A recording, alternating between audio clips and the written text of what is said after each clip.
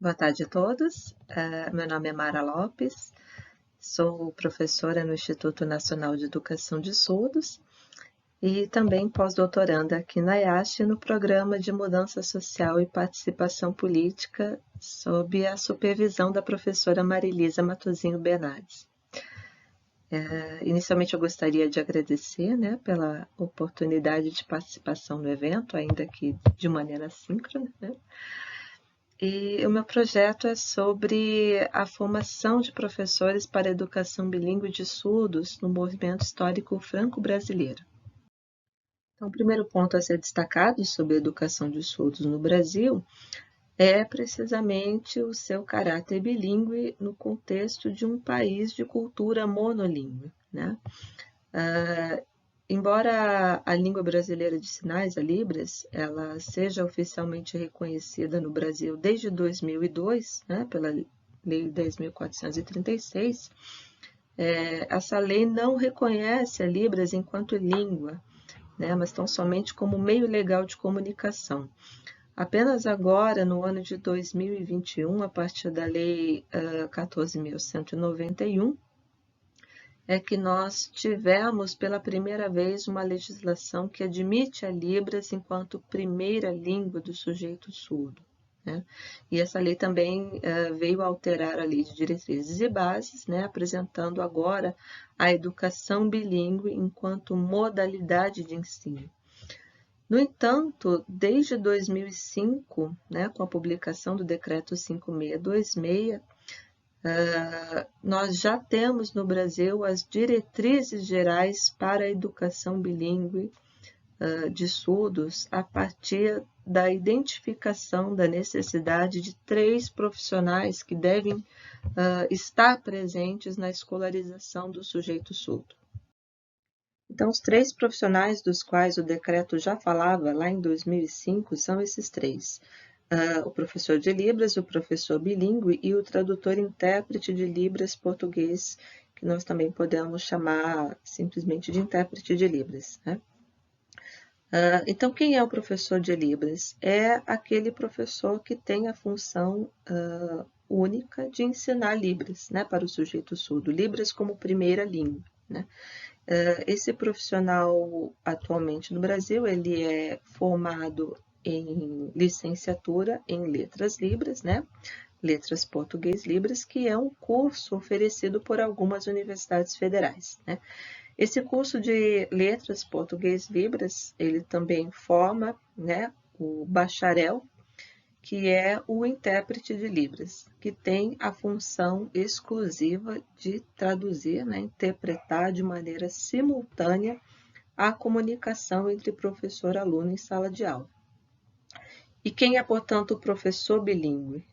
É o professor pedagogo, formado em pedagogia, que vai ter como função o ensino do português como segunda língua para esse estudante surdo.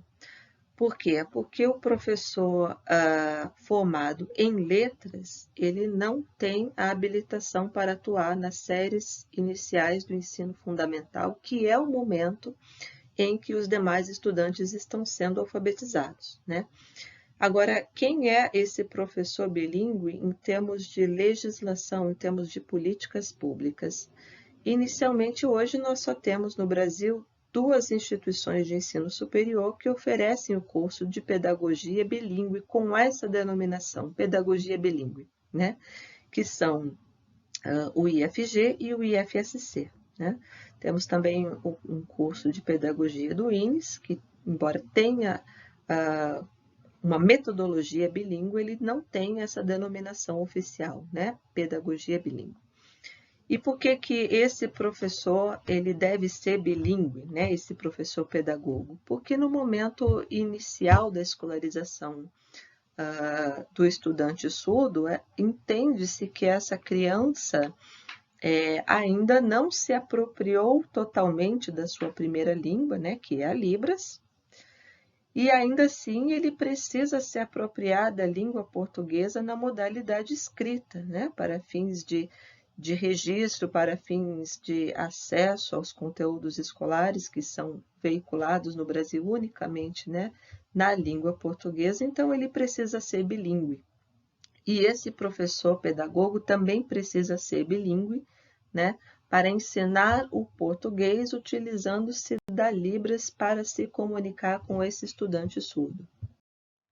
Então, quando nós vamos pensar na formação desse professor bilíngue, nós precisamos pensar em duas coisas, né? Primeiramente, a formação do professor pedagogo, né? A formação inicial no curso de pedagogia, que atualmente não contempla, né, na sua proposta curricular geral os aspectos teórico-metodológicos para uma educação bilíngue, né, dos estudantes surdos, e também a formação continuada dos professores que já estão em serviço e que já não receberam essa formação no momento da sua formação universitária, né? Quando nós olhamos para as diretrizes curriculares nacionais para a formação inicial de professores e também para a formação continuada de professores na educação básica, nós percebemos que ambas estão pautadas, né, nos fundamentos da Base Nacional Curricular Comum, que, por sua vez, também traz como base formativa o saber fazer e a reflexão sobre a prática como principais referenciais formativos, né? No entanto, quando nós já sabemos que as práticas educacionais que se veem atualmente na escola com o estudante surdo, sobretudo em perspectiva inclusiva, não estão adequadas com o modelo de educação bilíngue que se propõe na legislação atual, nós podemos, então, nos questionar, né? Quais, então, são as condições concretas de objetivação de processos formativos orientados para práticas pedagógicas bilíngues com estudantes surdos. Então, a partir dessa necessidade real de superação das atuais propostas de formação continuada dos professores, é que nós identificamos aqui no método de pesquisa, né, do enfoque histórico-cultural, as mediações teóricas mais adequadas para a compreensão dos fenômenos envolvidos dentro do seu movimento histórico, né? Entendemos aqui o método como a análise dos fenômenos partindo da sua forma mais evoluída em direção à sua gênese, na tentativa de compreender os processos que constituem a sua essência para além da sua aparência, né? Elencamos aqui alguns dos pressupostos, né, abordados por Vygotsky para a constituição do método, que vem a ser a diferença entre a análise do objeto e a análise do processo, a explicação do processo, superando a sua mera descrição, e a identificação de comportamentos fossilizados, que vem a ser as ações que se perpetuam ao longo da evolução humana de forma automatizada, mas que se conservam na estrutura interna do fenômeno. Então, a partir desses pressupostos, temos aqui como objetivo geral desse estudo apreender os processos inerentes à formação de professores para a educação bilíngue, a partir do movimento histórico franco-brasileiro da educação de surdos, em sua evolução histórica, considerando os processos de formação inicial e continuada dos professores.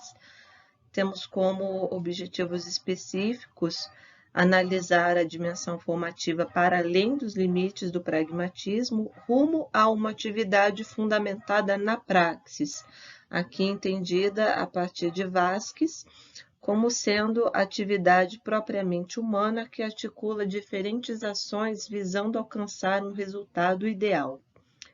E também temos como objetivo específico investigar as condições de objetivação de processos formativos voltados para práticas pedagógicas bilíngues em diferentes contextos particulares, o contexto brasileiro e o contexto francês. Por que o contexto francês? Porque a educação de surdos no Brasil é derivada do movimento educacional de surdos iniciado pelo abade de Lepê, lá no século XIX, no Instituto de Jovens Surdos de Paris, e que, a partir daí, foi levado, né, tanto para o Rio de Janeiro, aqui no Brasil, quanto para os Estados Unidos, como um modelo de educação de surdos em ascensão, né?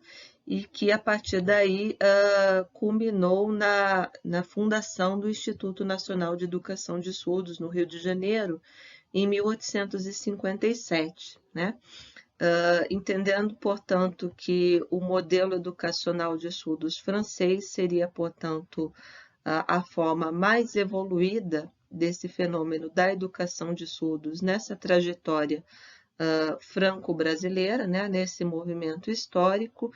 Entendemos também a necessidade de analisar de que maneira se deu essa trajetória no contexto francês, para assim entender as possíveis perspectivas que nós podemos identificar para a educação de surdos dentro da sua trajetória brasileira, considerando, claro, os diferentes contextos socioeconômico-políticos de cada país. Organizamos, então, o nosso estudo em 3 momentos distintos, né? Sendo um primeiro momento o estudo analítico dos referenciais legais, teóricos e metodológicos para a educação de surdos no Brasil e na França, e também para a formação de professores, né, em cada país.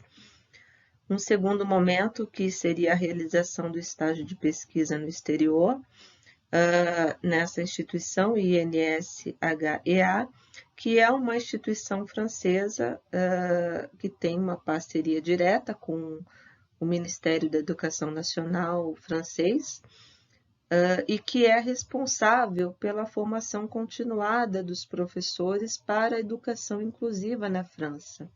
Então, nesse momento, nós temos como intenção a realização de observação e análise de um curso de formação direcionado especificamente para professores de estudantes surdos.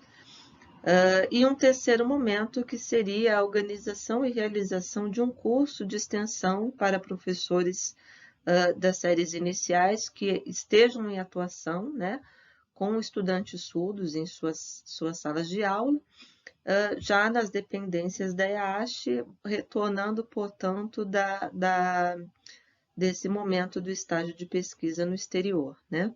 Em cada um desses momentos, nós temos como unidade analítica as necessidades didático-metodológicas da educação bilíngue de surdos, que norteiam, portanto, o nosso procedimento analítico e que também se caracterizam como finalidade maior do processo de pesquisa, né? Aqui nesse esquema nós tentamos representar, né, as etapas do processo analítico no método de pesquisa do enfoque histórico-cultural, que se inicia também a partir da realidade concreta e, portanto, também se inicia a partir da descrição empírica dos dados, né, dados esses que serão coletados a partir de questionários e entrevistas, né, que serão realizados com os participantes,